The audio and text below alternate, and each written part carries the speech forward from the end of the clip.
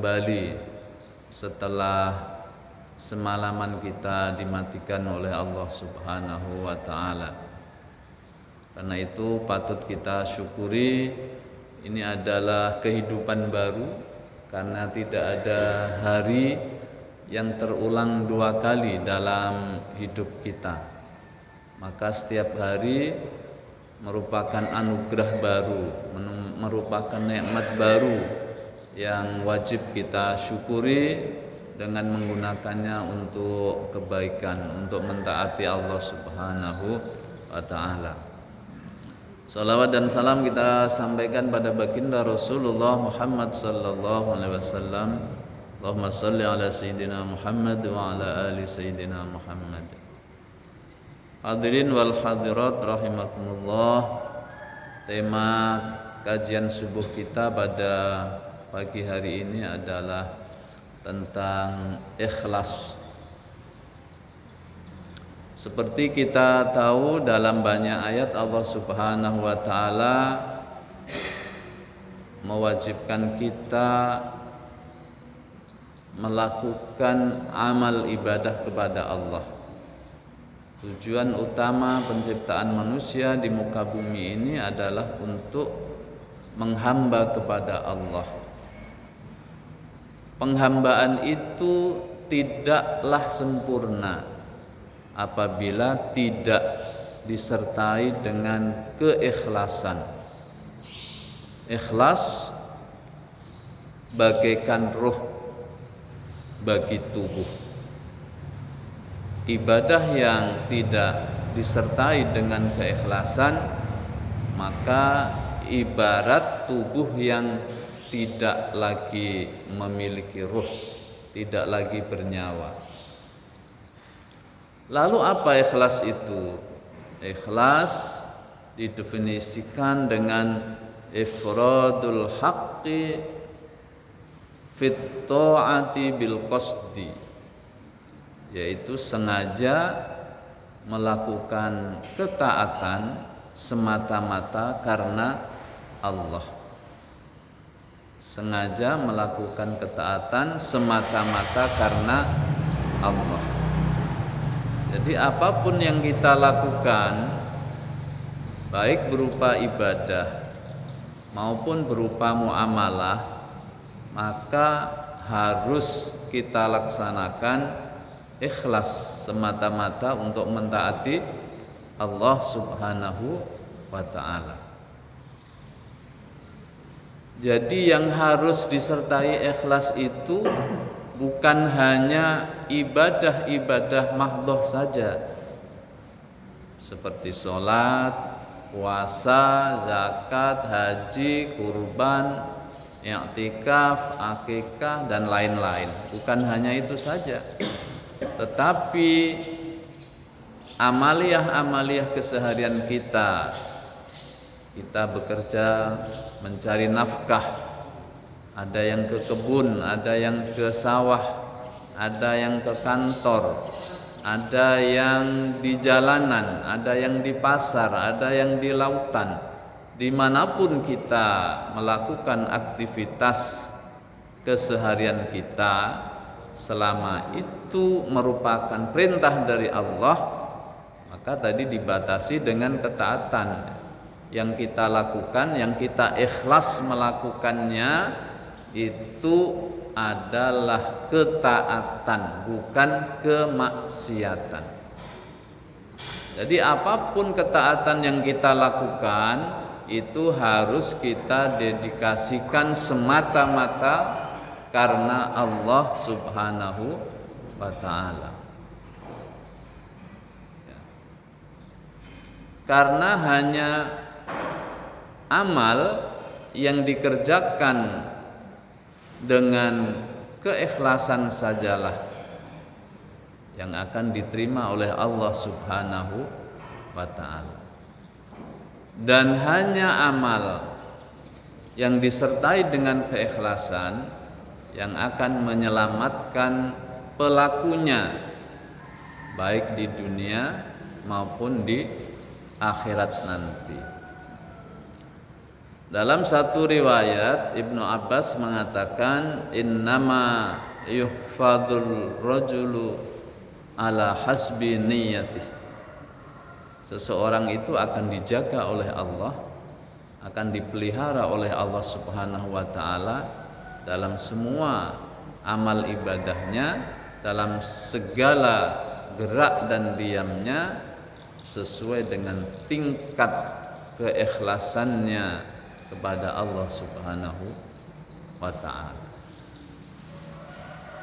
Bapak Ibu rahimakumullah, keikhlasan itu sangat bersifat personal, sangat pribadi sifatnya. Tidak bisa dinilai oleh orang lain. Kita juga tidak diperbolehkan untuk menilai amaliyah seseorang apakah dia ikhlas atau tidak ikhlas. Kalau misalnya ada orang melakukan ibadah melebihi yang biasa dilakukan oleh orang lain, atau dengan cara yang tidak umum dilakukan oleh orang lain dalam mengerjakan sesuatu kebaikan, kita tidak bisa serta-merta menuduh orang itu telah berbuat riya. Tidak boleh ya, karena keikhlasan itu sifatnya sangat rahasia, sangat pribadi. Dalam sebuah hadis Rasulullah sallallahu alaihi wasallam menjelaskan kepada kita, al-ikhlasu sirrun bainal abdi wa rabbih la yattali'u alaihi malakun fayaktubah aw syaitanun fayufsidah. Keikhlasan itu merupakan rahasia antara Allah dan bainal abdi wa rabbih, antara seorang hamba dan Tuhannya. Terima kasih. Keikhlasan itu merupakan rahasia seorang hamba dengan Tuhannya yang tidak dapat dipantau oleh malaikat sehingga kemudian malaikat itu mencatatnya, atau juga diketahui oleh setan yang kemudian setan itu akan berusaha merusak keikhlasan itu. Jadi nggak ada yang tahu. Yang tahu itu hanya Allah dan yang bersangkutan saja. Yang tahu apakah amaliyah yang kita lakukan itu ikhlas karena Allah atau karena selain Allah, itu hanyalah Allah saja dan juga kita yang melakukannya. Orang lain tidak bisa mengetahui. Bahkan malaikat dan setan pun tidak diberi akses oleh Allah Subhanahu wa taala untuk mengetahui hati seseorang, tingkat keikhlasan seseorang dalam beribadah, dalam beramaliyah. Maka hati-hati, jangan seseorang nanti kalau melakukan sesuatu lalu kita itu pasti karena ada maksud tertentu ini. Nah, kita kan sering melakukan itu ya Bapak Ibu ya. Kalau ada orang melakukan kebaikan ya dengan cara yang tidak biasa atau di depan umum, itu sering kita nilai sebagai perbuatan riya, padahal belum tentu ya, belum tentu. Misalnya bersedekah itu memang boleh dilakukan dengan sembunyi-sembunyi, boleh juga dilakukan secara terang-terangan. Ya, Al-Quran sendiri menjelaskan itu. In tubdus shadaqati fa ni'mahi. Kalau kalian menampakkan sedekah, maka itu adalah hal yang baik. Wa in tukhfuha wa tu'tuhal fuqara, yang kalau kemudian disembunyikan, diberikan kepada fakir miskin, maka itu nilainya lebih baik di mata Allah Subhanahu wa taala. Jadi boleh menampakkan sedekah, itu boleh, bahkan kalau niatnya baik untuk memberikan motivasi kepada orang lain supaya melakukan kebaikan yang sama, kebaikan yang serupa, justru di situ ada nilai dakwahnya, ya, ada nilai dakwahnya. Bapak Ibu rahimakumullah, lalu kalau ikhlas itu sifatnya tersembunyi, sifatnya rahasia, kemudian bagaimana kita mengetahuinya?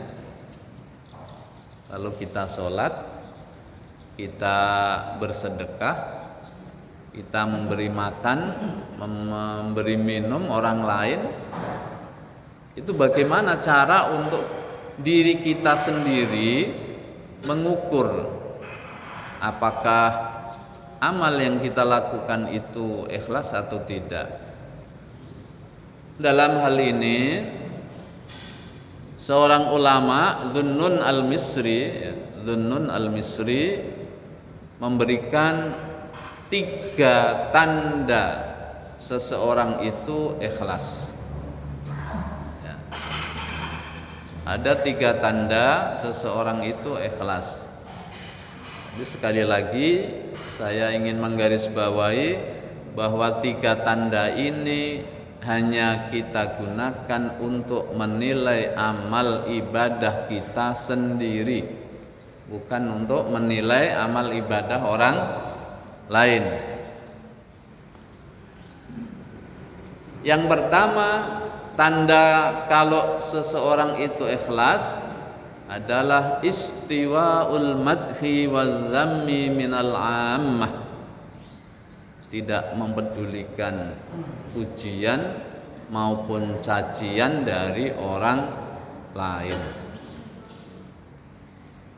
tidak memperdulikan pujian maupun cacian dari orang lain. Istiwa itu artinya sama, al-madh itu pujian, adzam itu cacian, celaan. Jadi mau dipuji, mau dicela sama saja, dia tidak peduli, karena yang ia pedulikan adalah Allah Subhanahu wa ta'ala. Ini Allah ridho enggak, itu yang jadi pikirannya, bukan ini orang lain pada seneng enggak ya, orang lain ini pada apa nih ya, memberi pujian, memberi penghargaan, memberi penghormatan, ya, bukan itu. Karena manusia kalau toh dia memberi penghargaan kepada kita, memberikan pujian kepada kita, itu pun akan sangat terbatas, sebatas dia masih hidup. Kalau sudah mati, nggak bisa lagi memberi pujian kepada kita. Selama hidup itu pun masih dibatasi lagi selama dia senang dengan kita. Loh, kalau nggak senang lagi, nggak lagi mau memuji. Ya, terus apa gunanya kita mengharapkan pujian dari orang yang sebentar lagi dia akan melupakan kebaikan kita? Ya, dia tidak akan bisa ingat lagi kebaikan kita karena dia mati atau berbalik membenci kita. Maka tanda ikhlas itu kita tidak memperdulikan apakah orang memuji kita atau mencaci kita. Ya. Ini kadang-kadang godaan kita sebagai manusia ini kan kalau dipuji senang, Bapak Ibu ya. Kalau dipuji pasti itu manusiawi. Tetapi hendaknya sikap itu juga kita tunjukkan ketika kita dicela. Kalau dicela juga kita mestinya senang. Istiwa itu sama, istiwaul madhi wa dhammi sama saja. Mau dipuji ya santai, dicela juga santai. Ya. Diberi pujian, sanjungan santai saja, dia tidak berpengaruh pada keikhlasan hatinya. Dicaci maki juga tidak mengurangi rasa ikhlasnya. Ya. Jadi biasa saja. Ya. Itu tanda bahwa seseorang sudah ikhlas. Dan ini perlu latihan Bapak Ibu ya. Tidak bisa serta-merta. Tiba-tiba ikhlas itu enggak bisa. Karena ikhlas itu merupakan fadl dari Allah, anugerah Allah atas jerih payah kita, susah payah kita dalam mengabdi kepada Allah Subhanahu wa ta'ala. Jadi tidak bisa serta-merta. Makanya jangan juga nanti saya belum bisa ikhlas, nggak perlu beribadah karena nggak ada gunanya ibadah tanpa ikhlas. Loh, kalau nggak mau ibadah, kapan mau ikhlas? Ya ibadah dulu.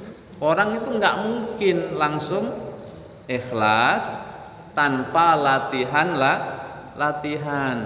Pertama kali mungkin waktu kita masih remaja dulu, kalau kita melakukan kebaikan lalu ada yang tidak suka mencelanya, kita tersinggung. Itu waktu kita remaja dulu. Ya. Ketika kita sudah terbiasa dengan cacian, celaan, makian, maka lama-lama ini akan menjadi terbiasa. Ya, cuman si anu aja kok. Dia kan tidak memberi madarat pada saya, enggak memberi manfaat pada saya. Ya, saya akan baik-baik saja dengan atau tanpa dia. Saya akan baik-baik saja dan ternyata baik-baik saja. Apakah orang itu mau memuji saya atau mau mencaci saya? Enggak ada pengaruhnya. Nah, melalui latihan ini maka seseorang insya Allah akan terbiasa dengan keikhlasan. Nanti lama-lama akan hilang pengaruh cacian makian, celaan itu akan berkurang sedikit demi sedikit. Ya. Makanya kita itu idealnya ya semakin bertambah usia kita, maka bertambah juga keikhlasan kita. Ya. Semuanya kebaikan, sisi-sisi kebaikan kita itu harus semakin bertambah. Jangan semakin berkurang. Ini kadang-kadang ya manusiawi, tapi logika ini terbalik gitu kan. Semakin tua kita ini ya, semakin tua itu secara alamiah kan memang butuh pengakuan ya. Kalau ada anak muda nggak sopan sesama temennya itu dianggap biasa. Tapi kalau nggak sopan sama orang tua dianggap apa Bapak Ibu?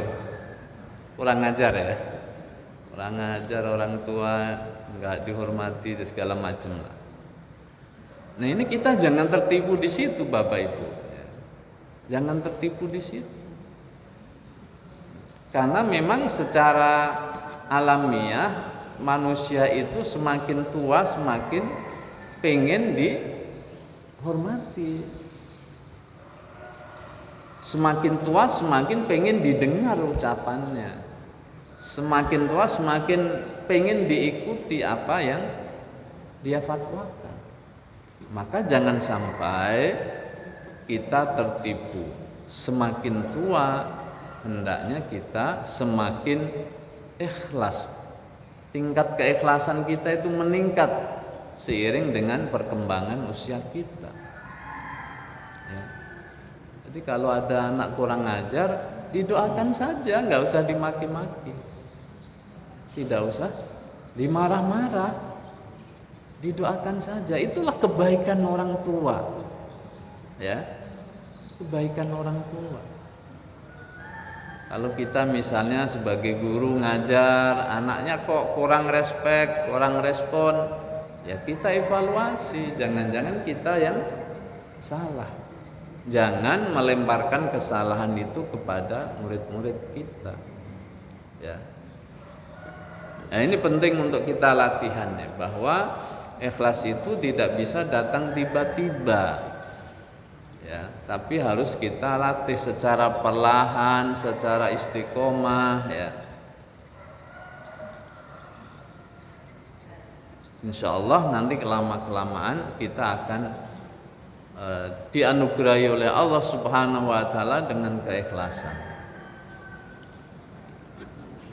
Yang kedua, tanda bahwa kita itu ikhlas adalah nisyanu ru'yatil amali fil a'mali. Tidak menghitung seberapa banyak amal ibadah yang kita lakukan. Ini kalau berbuat baik itu diingat terus, pahalanya dihitung-hitung terus ya. Ini menunjukkan bahwa kita tidak ikhlas.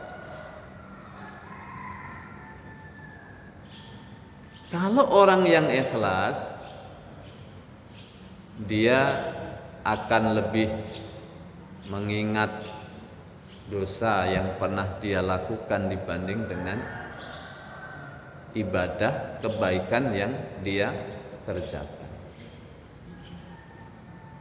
Ya, kalau dihitung-hitung kan sholat 2 rakaat, sholat sunat qabliyah subuh, sholat sunat fajar 2 rakaat itu pahalanya khairun minad dunya wa ma fiha, lebih besar dibanding dengan kita bersedekah seisi dunia ini. Besar sekali itu ya. Nanti kan sudah nggak perlu sedekah lagi, pahalanya sudah banyak sekali ya. Jadi kita tidak boleh menghitung-hitung apa nih pahala yang kita kumpulkan, sebab itu akan melalaikan kita untuk berbuat yang lebih banyak lagi, berbuat yang lebih baik lagi. Bapak Ibu, meskipun ibadah itu secara formal kalau terpenuhi syaratnya, lengkap rukunnya itu sah. Tetapi untuk menerima atau tidak, Allah akan memberikan balasan atau tidak terhadap amal baik kita, itu adalah hak prerogatif Allah Subhanahu wa ta'ala. Bisa jadi amal ibadah kita banyak, tiap hari kita tambah terus, tapi kalau Allah tidak mau menerimanya karena ada cacat di sana sini.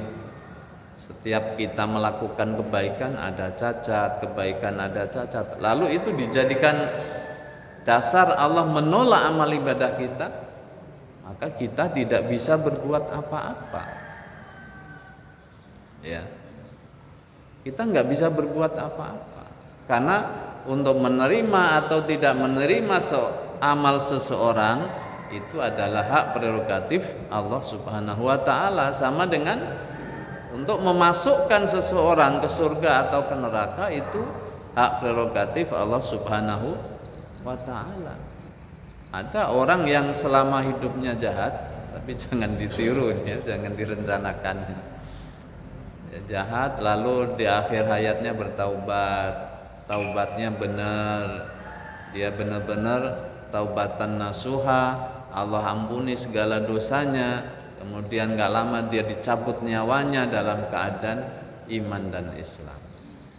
Ya, atau orang seumur hidupnya 70-80 tahun kafir lalu dia masuk Islam, kekufurannya selama 70-80 tahun hangus.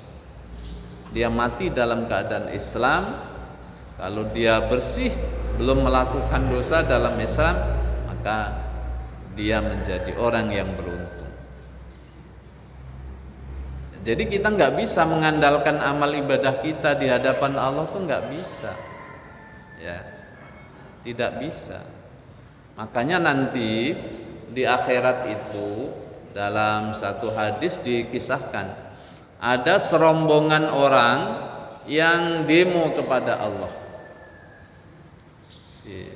Jangankan presiden ya, Allah pun di akhirat nanti tuh ada yang mendemo. Mereka datang berombongan bareng-bareng menghadap Allah.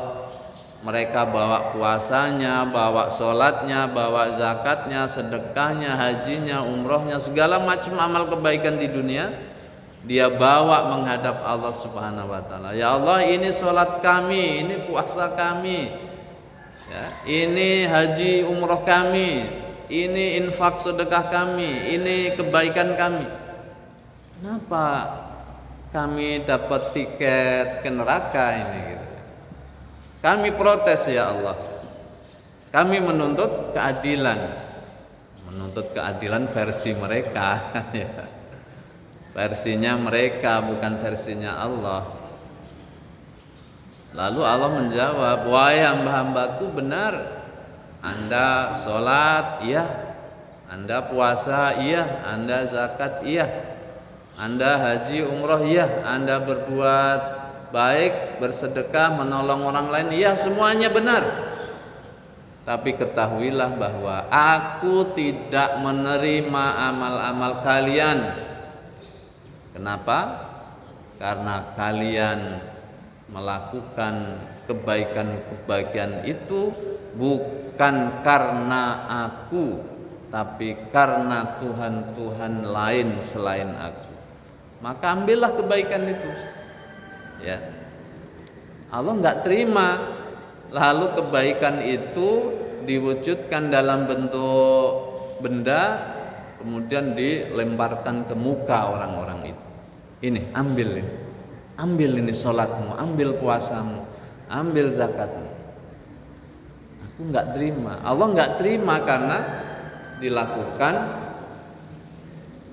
bukan semata-mata karena Allah, tapi dilakukan karena kepentingan-kepentingan selain Allah Subhanahu wa ta'ala. Jadi bukan untuk mendekatkan diri kepada Allah, tapi ya itu untuk macam-macam selain Allah, apapun bentuknya selain karena Allah, maka amal ibadah tidak akan diterima. Tapi kembali lagi, ini perlu latihan, butuh latihan. Tidak bisa serta-merta kita kemudian bisa melakukan amal ibadah dengan ikhlas. Jadi nggak usah dihitung-hitung Bapak Ibu ya, ini sedekah saya sudah sekian, sejamaah saya sudah sekian tahun gitu ya, puasa Senin saya sudah sekian tahun ya, sholat saya sudah sekian puluh tahun, puasa sekian puluh tahun, nggak usah ya. Yang ketiga, yang pertama tadi tidak memedulikan pujian maupun celaan. Yang kedua, tidak menghitung-hitung amal ibadah. Yang ketiga, iqtidha'u thawabil a'mali fil akhirah. Iqtidha'u thawabil a'mali fil akhirah. Jadi mendedikasikan semua amal ibadah kita itu untuk pahala di akhirat, untuk kebaikan akhirat, bukan tujuan-tujuan pendek duniawi. Ya, kalau kita misalnya sekolah, kita kuliah, niatnya apa? Kalau niatnya supaya jadi sarjana, nanti kalau menikah bisa dapat sarjana pula gitu ya. atau biar jadi PNS nanti biar bisa menikah dengan PNS juga gitu ya, atau supaya terlihat lebih hebat, paling hebat di antara teman-temannya, di antara anggota masyarakatnya, di antara jamaahnya, supaya orang-orang mengagumi ilmunya. Kalau amal itu dilakukan karena jangka pendek itu, bukan untuk mencari ridho Allah Subhanahu wa taala, maka itulah yang akan didapat. Tujuannya pengen jadi sarjana, jadi dia, asal dia ikuti tahapan-tahapannya, selesai jadi sarjana. Pengen jadi PNS, mungkin nanti Allah kabulkan, lah jadi PNS. Pengen jadi apa? Pengen jadi direktur perusahaan, mungkin Allah kasih. Tapi sebatas itulah. Kalau tujuannya hanya untuk itu. Ya, dalam hadis itu jelas, walikulli imri'in ma nawa. Seseorang itu hanya akan memperoleh balasan terhadap apa yang ia niatkan. Kalau niatnya sebatas biar jadi sarjana, nanti bisa menikah dengan pasangan yang sarjana juga gitu ya, maka itu akan dia dapat, insya Allah Allah kasih itu. Tapi hanya sebatas itu. Maka ketika kita misalnya menuntut ilmu, kita harus berniat untuk li'la'i kalimatillah, untuk meninggikan kalimat-kalimat Allah, bukan untuk tujuan-tujuan duniawi. Tujuan duniawi itu ngikut saja, ngikut, karena itu janji Allah Subhanahu wa ta'ala, yarfa'illahu alladhina amanu minkum walladhina utul ilma darajat. Jadi janji Allah itu pasti Allah penuhi, asal kita lakukan sesuai dengan ketentuan-ketentuan yang Allah Subhanahu wa taala minta dari kita. Enggak ada orang ikhlas itu yang tidak sukses. Tidak ada orang ikhlas yang tidak sukses. Pasti sukses, karena itu jaminan Allah Subhanahu wa taala. Jadi 3 ini Bapak Ibu yang menjadi ciri apakah kita ikhlas atau tidak. Bukan untuk menilai orang lain, tapi untuk menilai diri kita sendiri. Yo, kalau kita mau hitung-hitung, coba kita kalau dicela orang masih tersinggung berat enggak nih? Ya, kalau dicela orang sudah bekerja sebaik mungkin, ada aja yang mencela. Kita masih merasa tersinggung tidak? Masih sakitnya tuh di sini enggak itu ya? Kalau itu masih, berarti masih ada masalah dengan hati kita. Ya, masih ada masalah dengan hati kita. Dan kita mau tidak mau harus merepair ya, memperbaiki hati kita itu. Karena memang penyakit hati itu umumnya tidak disadari oleh penderitanya. Orang yang sombong itu hampir-hampir tidak ada yang menyadari bahwa dirinya itu sombong. Hampir enggak ada, karena itu penyakit hati. Yang tahu ya orang lain, maka kita butuh orang lain untuk menasehati kita. Ya, butuh kita. Jangan menganggap diri kita itu sudah sempurna. Ini yang tidak boleh. Ini penyakit namanya, penyakit hati. Kalau sudah merasa benar sendiri, paling benar, paling bagus, paling pintar, paling soleh, nah itu udah penyakit itu berarti. Ya. Jadi ada 3 tadi. Bapak Ibu rahimakumullah, sedemikian tingginya keutamaan ikhlas itu, sehingga Allah Subhanahu wa taala berikan keutamaan-keutamaan bagi orang yang bisa berbuat ikhlas. Dalam satu makalah, satu ucapan ya, ada seorang ulama mengatakan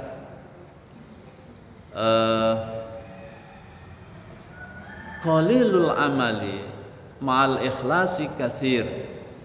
Amal yang sedikit meskipun sholat tahajudnya 2 rakaat tapi ma'al ikhlas, disertai dengan keikhlasan, maka dia akan bernilai katsir, pahalanya akan banyak, bobot timbangannya di mata Allah akan berat. Tetapi sebaliknya, wa katsirul amali bi ghairi niyyah qalilun. Amalnya sih banyak, dari segi kuantitasnya banyak, jumlahnya banyak. Salat duhanya 12 rakaat atau 8 rakaat, tapi ikhlasnya tipis kan. Maka nilainya akan menjadi sedikit, pahalanya akan menjadi sedikit karena kualitas keikhlasannya rendah. Maka sebaiknya yang paling ideal ya jumlahnya banyak, keikhlasannya juga baik. Itu yang paling ideal. Kemudian orang yang ikhlas itu menjadi satu-satunya kelompok hamba Allah yang tidak bisa digoda oleh iblis. Jadi orang yang ikhlas itu iblis angkat tangan. Iblis angkat tangan. Ini dijelaskan oleh Allah di beberapa surat di dalam Al-Quran. Misalnya dalam surat Al-Hijr ayat 39 dan 40 Allah berfirman, qala rabbi bima aghwaytani la uzayyinanna lahum fil ardi wa la ughwiyannahum ajma'in illa ibadaka minhumul mukhlasin. Ya Allah, demi karena Engkau telah memvonis aku ini sesat. Iblis kan sudah divonis oleh Allah sesat, tempatnya di neraka. Maka dia bikin sumpah juga, la uzayyinanna lahum fil ardi, akan aku hiasi di mata hamba-hambamu ini sesuatu yang jahat, sesuatu yang buruk akan terlihat baik. Nah, ini kerja setan itu. Perkara yang buruk di mata kita, di mata manusia itu bisa terasa baik. Itu salah satu jebakan iblis ya. Salah satu jebakan iblis itu. Ya. Kadang-kadang kita kan sering sekali misalnya dalam satu masalah kita mengedepankan ego kita. Ya.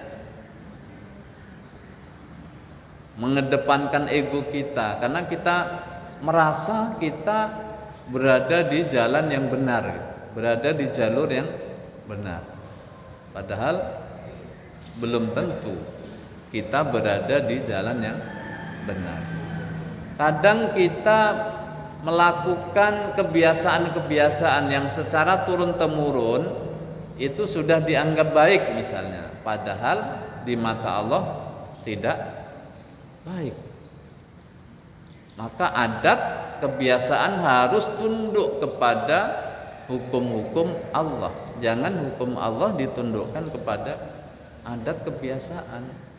Ya, ini sudah turun temurun, nggak bisa nggak harus dikerjakan. Nah, ini kan cara iblis ya menghiasi keburukan itu sebagai nampak sebagai kebaikan.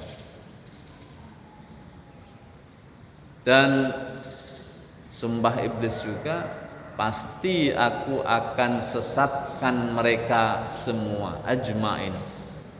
Ya, jadi manusia ini menjadi target utama kerja-kerja iblis untuk disesatkan dari jalan Allah Subhanahu wa taala. Illa ibadaka minhumul mukhlasin, kata setan, kata iblis ini. kecuali di antara mereka hamba-hambamu yang benar-benar ikhlas karena Allah. Kalau sudah ikhlas, iblis pun angkat tangan. Dia tidak berdaya. Ini ikrarnya iblis ini. Dia berikrar bahwa dia tidak akan bisa menyentuh orang-orang yang ikhlas. Dia tidak akan bisa menggelincirkan orang-orang yang ikhlas. Ini ikrarnya, pengakuan daripada iblis itu sendiri. Illa ibadaka minhumul mukhlasin. Maka luar biasa nilai keikhlasan ini di mata Allah Subhanahu wa ta'ala. Dan nanti hanya orang-orang yang ikhlas saja yang akan selamat di akhirat, ya. Di akhirat nanti yang akan selamat itu bukan orang alim, bukan, ya. Kullun nasi halka illal alimun, kata Rasulullah. Semua orang itu akan binasa, akan hancur kecuali orang-orang yang alim. Wal alimuna halka illal amilun. Orang yang alim pun akan hancur kecuali mereka yang mengamalkan ilmunya. Mereka beramal, tetapi ternyata wal amiluna halka illal mukhlisun. Orang yang beramal pun masih akan binasa kecuali orang-orang yang ikhlas dalam amalnya. Bapak Ibu rahimakumullah, namun demikian ini jangan menjadi pemantik kita, ya, alasan kita untuk tidak beramal karena belum bisa ikhlas. Tentu tidak. Kita harus tetap berusaha beramal sebanyak-banyaknya, sebaik-baiknya, seraya berusaha mengikhlaskan amal-amal kita kepada Allah Subhanahu wa ta'ala. Jadi ikhlas sekali lagi tidak hanya untuk ibadah, tapi juga untuk semua amaliyah kita. Semua amaliyah kita, ya, kita apapun yang kita lakukan, kita mencari nafkah itu harus ikhlas, ya, ikhlas karena Allah. Makanya Nabi mengingatkan banyak amal-amal yang secara formal itu merupakan amal akhirat, tapi kemudian menjadi amal dunia. Artinya manfaatnya itu sebatas dalam kehidupan di dunia ini karena buruknya niat. Kam min amalin yatasawwaru bi a'malil akhirah thumma yasiru a'malad dunya bisu'in niyah. Orang sholat ini amalan akhirat memang, ya, secara formalnya. Orang haji, orang umroh, orang zakat, ini amal akhirat secara formalnya. Orang berkurban, akikoh, ini amal akhirat secara formalnya. Tapi bisa berubah menjadi amal dunia kalau niatnya jelek, bukan karena Allah. Tapi sebaliknya, wa kam min amalin yatasawwaru bi a'malid dunya thumma yasiru a'malal akhirah bi husnin niyah. Kayaknya bukan amal akhirat ini, ya, nyapu jalan, membuang paku di jalan yang biasa dilalui anak-anak, ya, membersihkan siring, ini kan kayak bukan amal akhirat ini, ya. Formalitasnya, bentuknya itu bukan amal akhirat.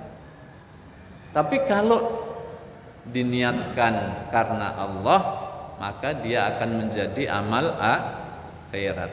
Bapak Ibu yang berdagang di pasar, jangan lupa, ya, berangkat jangan lupa berwudu dulu, itu penting. Niatkan dulu ketika kita mau melangkah keluar rumah, pergi ke pasar, ke ladang, ke sawah, itu benar-benar ditanya diri kita, ini saya nih berangkat ke sana itu mau ngapain gitu, ya. Bukan perencanaan mau nebas ini, mau nanam ini, bukan. Tapi ini motivasinya apa? Ini perlu kita clearkan dulu, ya. Makanya kalau mau berangkat itu pastikan dulu kita ada persiapan, supaya sebelum langkah keluar itu kita pastikan niat kita lillahi ta'ala. Apapun yang mau kita lakukan asal berupa kebaikan. Kalau keburukan tentu tidak bisa, ya. Saya ikhlas ini melakukan apa ini? Saya maling nih, ikhlas ini nggak bisa, ya. Jadi harus berupa kebaikan. Bapak Ibu rahimakumullah, mungkin sampai di sini apa yang bisa kami sampaikan. Sekali lagi kami mengajak melalui mimbar yang mulia ini, mari kita sama-sama berusaha mengikhlaskan seluruh amal ibadah kita. Meskipun tentu saja kita belum bisa 100%, masih jauh, tapi niat kita, upaya kita itu akan dihargai oleh Allah Subhanahu wa ta'ala. Jangan biarkan kita berada dalam kesalahan yang terus menerus. Jangan kita terpedaya oleh setan. Kalau kita berdosa ya kita bertaubat. Kalau kita jauh dari Allah selama ini ya kita berusaha mendekat. Kalau selama ini masih sukaria ya kita sedikit demi sedikit kita kurangi. Ya, yang namanya pamer itu sifat manusia, Bapak Ibu. Kita kurangi sedikit demi sedikit. Biasa orang pamer itu biasa, manusiawi. Orang suka dipuji itu manusiawi. Tapi bukan itu yang diridhoi oleh Allah Subhanahu wa ta'ala. Maka kita menyesuaikan dengan kehendak Allah Subhanahu wa ta'ala. Insyaallah kita semakin tambah usia kita, semakin ikhlas ya, semakin ridho kita terhadap putusan Allah Subhanahu wa ta'ala. Ibadah-ibadah kita semakin kita murnikan semata karena Allah Subhanahu wa ta'ala. Lebih kurang mohon maaf. Apakah ada ukurannya ikhlas itu atau 50% atau 100%? Apakah ada tingkatannya kalau yang kiai 100%, yang kita kita itu 50% atau gimana? Iya. Jadi ikhlas itu ya bertingkat-tingkat Bapak Ibu ya. Bertingkat-tingkat. Tapi yang tahu hanya Allah saja. Malaikat enggak tahu, setan juga tidak tahu. Apalagi kita. Oh, jauh tidak, lebih tidak tahu lagi ya. Dan keikhlasan ini bukan status sosial, bukan soal gelar akademik, gelar kemasyarakatan, enggak. Kalau kiai terus ikhlasnya lebih tinggi, enggak. Tidak. Dia enggak pandang begitu. Ya.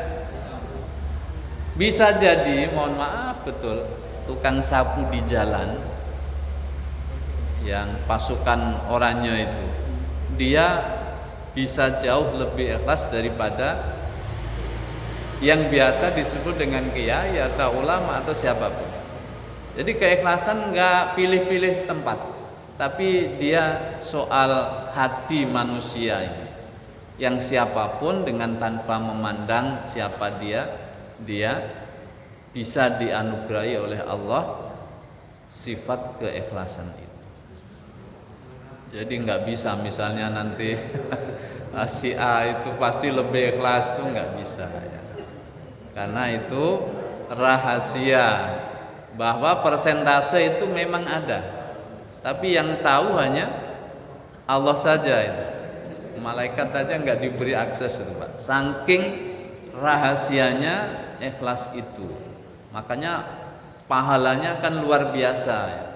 Nah, sesuatu yang sulit, sesuatu yang pahalanya besar, itu pasti sulit melakukannya. Dan hanya orang-orang yang terpilih saja yang bisa melakukannya. Jadi tidak mesti kalau profesor ikhlasnya lebih tinggi, enggak gitu Pak. Rumusnya enggak begitu. Ada misalnya, oh ini yang alumni pesantren mesti lebih ikhlas, enggak juga. tidak. Ini guru lebih ikhlas dari muridnya? Enggak ada jaminan sama sekali. Di siapapun dia yang Allah Subhanahu wa taala anugerahi dengan hati yang tulus, tidak memandang siapa dia, status sosialnya, bahkan gelar akademiknya, sebutan-sebutan kehormatannya, dia akan memiliki keikhlasan kepada Allah. Jadi jangan dipikir saya juga ikhlas di sini ya. Belum tentu. Ini yang tahu hanya Allah. Saya pun masih ragu-ragu nih ikhlas apa enggak ini ya. Ya. Jadi jangan merasa kita sudah ikhlas. Ya. Itu berbahaya nih kalau sudah mengklaim-klaim. Baik. Selain ikhlas untuk menangkal iblis itu ada yang lain enggak? Itu yang pertama. Yang kedua, untuk memilih-milih. Ini ada cara cerdas beribadah, memilih-milih ibadah yang katakannya pahalanya yang lebih bagus, lebih besar. Itu bisa enggak ya? Jadi banyak ya amalan maupun ucapan yang bisa meminimalisir amalan-amalan meminimalisir pengaruh-pengaruh setan. Misalnya untuk sikap ya, kita bersabar. Sabar itu adalah benteng yang sangat kokoh untuk membendung pengaruh setan masuk ke dalam tubuh kita. Ridho terhadap ketentuan Allah. Ya, kita sering mengatakannya ikhlas. Sudahlah, saya ikhlas saja, saya terima peristiwa ini, saya terima saja, saya ikhlas. Itu sebetulnya bukan ikhlas, yang benar saya ridho. Ya. Kalau ikhlas itu berkaitan dengan ibadah.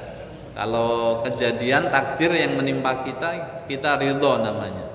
Kita ridho terhadap ketentuan Allah. Itu tameng gitu ya, perisai menjaga kita dari pengaruh iblis. Dan ada bacaan-bacaan ya, baca ta'awud, baca muawwidzatain ya. Kemudian baca la haula wala quwata illa billahil aliyyil azim. Itu dalam satu hadis dijelaskan setan itu akan merasa sangat kecewa dan merugi, dan dia akan menghancurkan pengaruh iblis di dalam diri manusia kalau manusia itu membaca la haula wala quwata illa billahil aliyyil azim. Perbanyak kalimat-kalimatnya. Jadi banyak sekali yang bisa kita lakukan untuk menangkal atau meminimalisir pengaruh-pengaruh iblis, termasuk menganggur. Menganggur itu juga menjadi pintu masuk setan. Makanya dalam Islam itu diharamkan kita menganggur. Nggak boleh kita nganggur, itu dosa nganggur itu ya. Jadi menganggur itu dalam Islam berdosa Bapak Ibu, karena dia bisa mengundang pengaruh setan. Jadi kita menyibukkan diri dengan kegiatan-kegiatan yang baik, itu juga menangkal pengaruh daripada setan. Kemudian pilih-pilih. Kalau pilih-pilih itu gimana ya? Kalau dalam pengertian bahwa ini lebih penting lalu didulukan, itu boleh ya. Kan stratanya kan begitu ya. Yang amaliyah itu wajib dulu ya, yang wajib ain, kemudian di bawahnya ya wajib kifayah, di bawahnya sunnah muakkadah gitu kan. Di bawahnya lagi sunnah nafilah, di bawahnya lagi sunnah mustahabbah gitu. Kalau dalam stratifikasi ini boleh, memang sebaiknya seperti itu. Jadi yang wajib dulu clearkan, yang sunnah wajib kifayah clearkan, kemudian sunnah muakkadah di bawahnya, sunnah nafilah, sunnah mustahabbah itu sah. Tapi kalau pilih-pilih itu sesuai dengan selera, berdasarkan hawa nafsu, kadang-kadang memang kita menjadi sangat sensitif ya. Titik kritisnya kan di sini ya. Kita kok suka sama ibadah tertentu dan tidak suka sama ibadah tertentu. Kalau itu yang terjadi, maka itu tidak diperbolehkan. Ya, tidak diperbolehkan.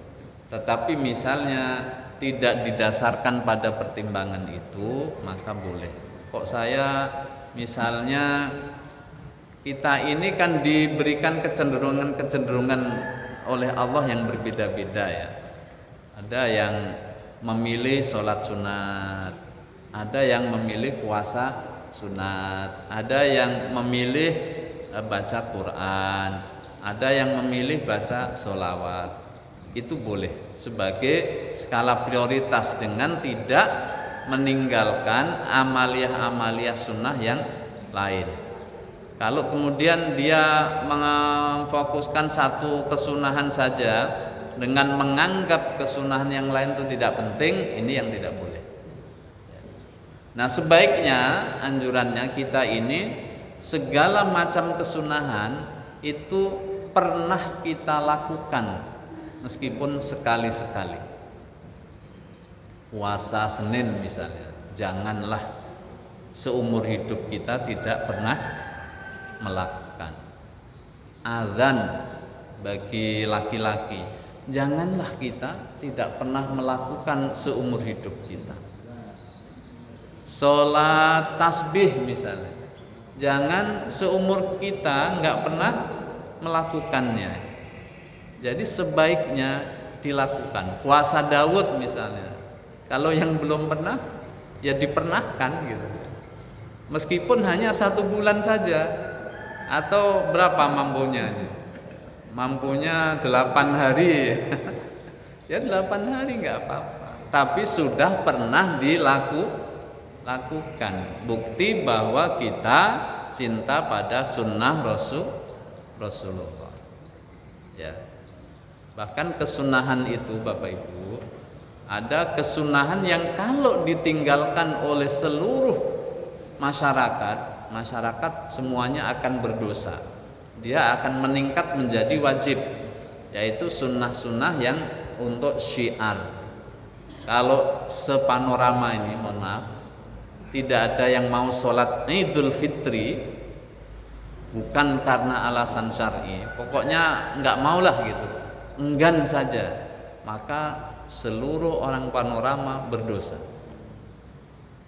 ya. Karena ini ada sunnah yang untuk syiar Islam, semuanya berdosa gitu.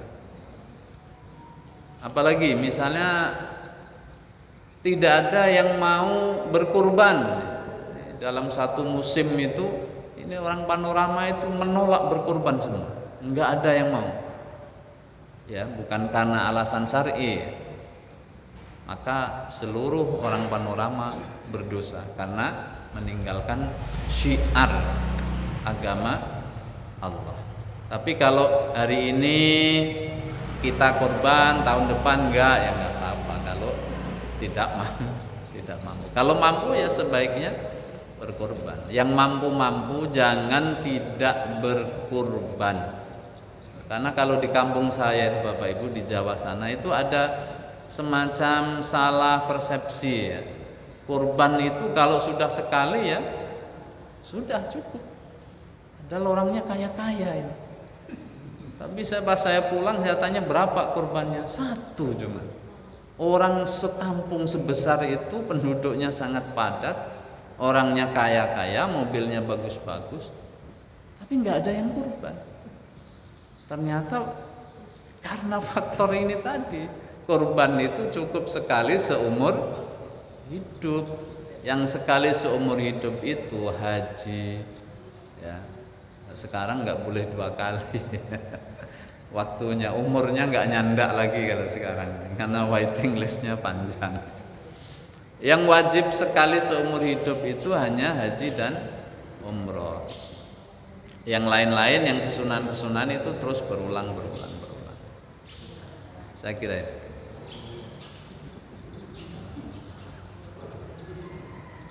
Cukup? Kita akhiri kajian subuh kita pada pagi hari ini. Mudah-mudahan Allah Subhanahu wa taala ridho terhadap apa yang kita lakukan pada pagi hari ini. Saya mengingatkan satu hal lagi, ini untuk sholat isyraq itu 16 menit ya setelah syuruk. Ya, setelah syuruk. Maka kalau ada jamnya di sini aja Pak. Biasanya ada Pak Haji. Syuruk jam sekian, tunggu 16 menit baru sholat isyraq. Jangan pas terbit sholat isyraq, itu jadi haram ya. Jadi haram. Sholat ketika matahari terbit, terbenam dan matahari berada di tengah-tengah. Itu antara makruh tahrim dan haram. Lebih kurang mohon maaf. Wallahul muwaffiq ila aqwamit thoriq. Wassalamualaikum warahmatullahi wabarakatuh.